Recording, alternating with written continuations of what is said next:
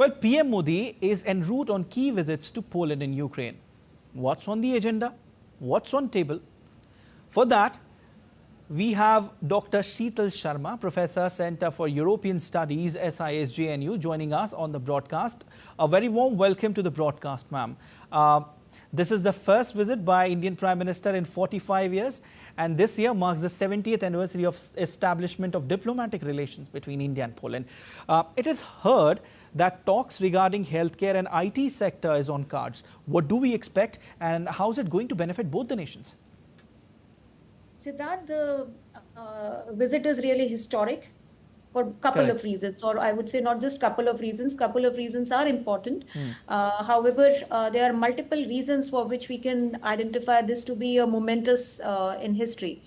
The first is that it has been taken after a long period of time, almost gap of 5 decades, you can say. Yeah. That too in the context that a lot in the world politics has changed in the 4-5 decades, you would say, after the fall of Berlin Wall particularly.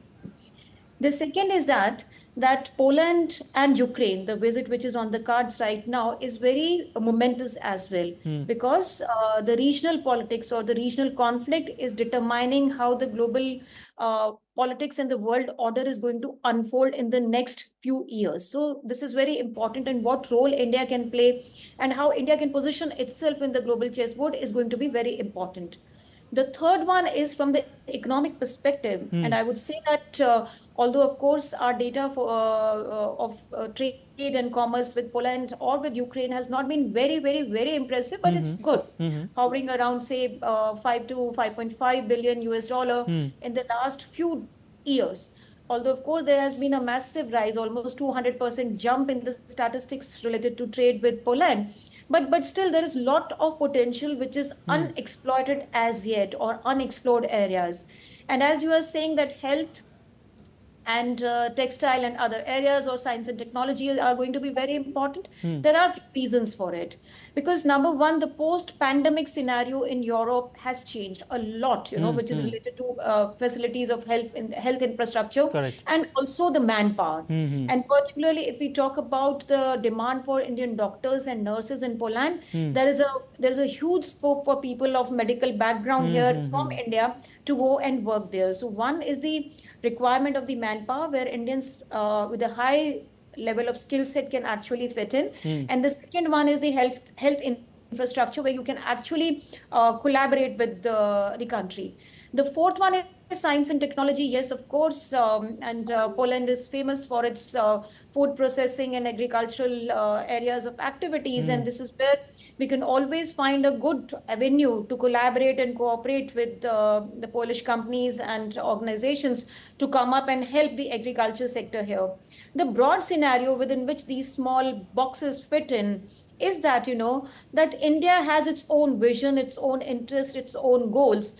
However, despite all this, India operates within a value system. And this is what India, this is what makes India a trustworthy partner for the other countries all across the globe. Indeed. And this is where this is very important for us to come together and share a common vision. Yes. Okay. Dr. Sheetal, after Poland, PM Modi will visit Ukraine, and his visit comes at a time when conflict between Kyiv and Moscow is raging. It's escalating.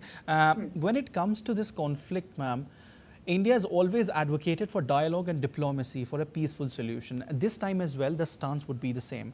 He had earlier visited Moscow to meet Russian President Vladimir Putin. Do you think his visit to Ukraine now will have a huge impact in finding ultimate solution to this? Siddharth, I can't comment about the ultimate solution because that's a big thing. Otherwise, had it been so easy, the conflict would have not, got escalated so much or dragged on for last 3 years. But something which is very important from India's perspective is that first Prime Minister visits Moscow, and now the visit to Poland and then Ukraine. It's not just a matter of, Ukraine having a war with Russia. The neighboring countries of Russia, which are primarily the Central and Eastern European countries, are also directly and indirectly affected by it because they are now part of the European Union.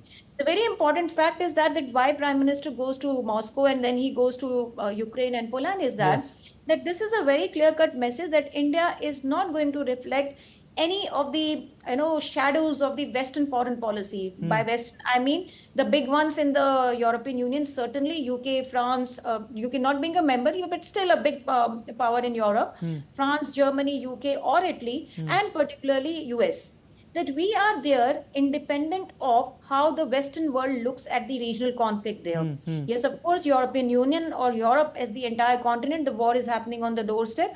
They are worried about it. They have genuine security concerns about if the war escalates or it moves beyond Ukraine to other countries, which absolutely no one wants right now. But if in case, we look at our stand, the Prime Minister wants to make it very clear that look, we have our own vantage point to deal with the Western countries, be it Russia or US or any of the European country. And this indicates our strategic autonomy, that our decision making is dependent on us only. We are not, we are thinking independent of any of the versions of Cold War era or the shadows of US foreign policy.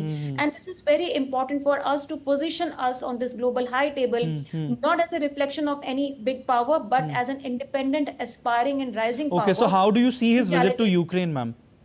Pardon? How do you see his visit to Ukraine now? Ukraine is, once again, it's like a indirect message or a direct message, even to Russia, that it is not something which is in favor of the humanity, that Russia keeps on attacking and now the counter-offensive. No, but India has always took a stand, ma'am, that the conflict can only be resolved through dialogue and diplomacy. I am just asking in a nutshell, what are you trying to say when PM is visiting Ukraine? Ukraine, the direct message is that, not even indirect, the direct message is that diplomacy is something which is very important. You must come onto the table, talk out, because now the stage has gone into counter-offensive, which would further escalate rather than bringing the temperatures down. Okay. So that is why the visit, what he had said to the President Putin as well, that peace will come only through dialogue and negotiation. The same will happen here. Okay. What would be the roadmap to bring both the parties on this common ground and to establish peace is something which will unfold over a period of time.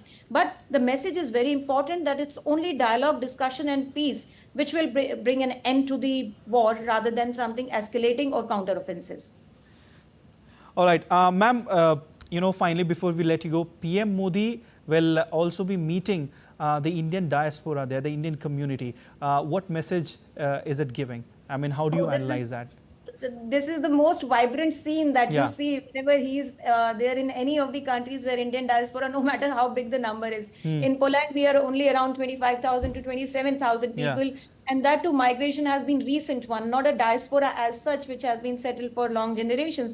But the migrant community, the workers and the skill category of people. But wherever he is going, Indian Prime Minister, Narendra Modi has always praised the Indian diaspora community. Yes, because they play a big role when it comes to economy or otherwise.